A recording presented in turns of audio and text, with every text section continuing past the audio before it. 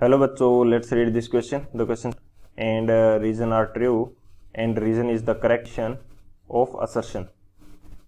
Option second, if both assertion and reason are true but reason is not a correct explanation of assertion. Option third, if assertion is true but reason is false. Option fourth, if assertion is false but reason is true. Assertion: for the combustion of methane, delta E is greater than delta H.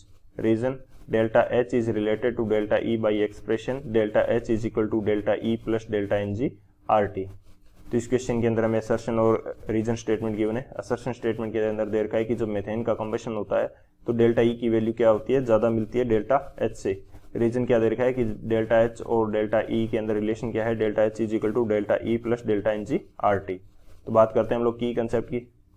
की concept की यदि बात करें तो की concept हमारे पास एक तो ये हो जाएगा कि हमें रिलेशन पता होना चाहिए delta H and delta E के बीच में. तो फर्स्ट की कंसेप्ट हमारे पास क्या हो जाएगा, relation between delta H and delta E. तो ये रिलेशन क्या होता है, ये रिलेशन होता है delta H is equal to delta E plus delta N G R T.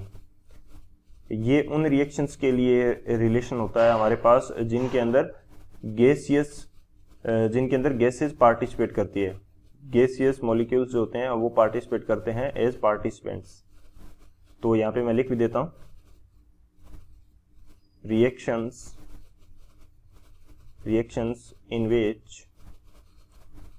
in which gases are participants. Gases are participants,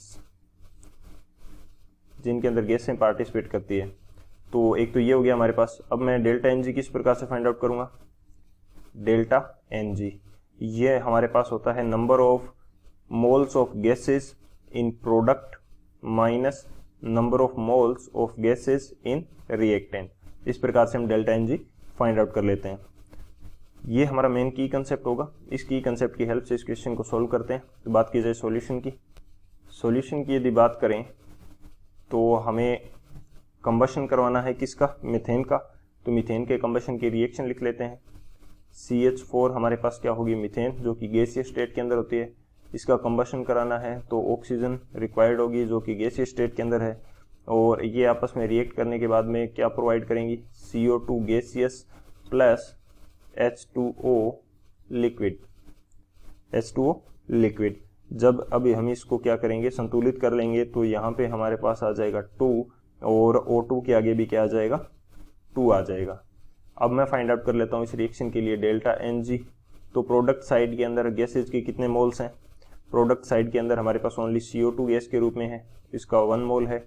minus reactant side के अंदर हमारे पास 2 गैसेज हैं, CH4 का 1 मोल है और O2 के 2 मोल्स हैं. तो यहाँ पे डेल्टा एन जी हमारे पास कितना आएगा, ये हमारे पास आ जाएगा -2. अब मैं जस्ट पुट कर देता हूँ वैल्यूज. मेरे पास इक्वेशन क्या है, delta H which is equal to delta E plus delta N G R T. Delta H which is equal to delta E minus 2 R T. मैंने क्या कर दिया, डेल्टा एन जी की वैल्यू पुट कर दी. तो अब इस इक्वेशन से क्या समझ में आ रहा है, इस इक्वेशन से हमें ये पता चल रहा है कि डेल्टा ई की वैल्यू ज़्यादा है किससे, डेल्टा एच से. डेल्टा ई की वैल्यू क्या है, ज़्यादा है डेल्टा एच से. क्यों, क्योंकि डेल्टा एच के कब मिल रहा है, जब डेल्टा ई से कुछ माइनस किया जा रहा है. तो डेल्टा ई की वैल्यू क्या है, ज़्यादा है. सो हमारा असर्शन स्टेटमेंट क्या है, यही हमें असर्शन स्टेटमेंट के अंदर दिया गया है. सो हमारा असर्शन स्टेटमेंट जो है वो करेक्ट है. रीजन स्टेटमेंट जो है वो भी हमारा करेक्ट है क्योंकि दोनों इसी प्रकार से रिलेटेड होते हैं.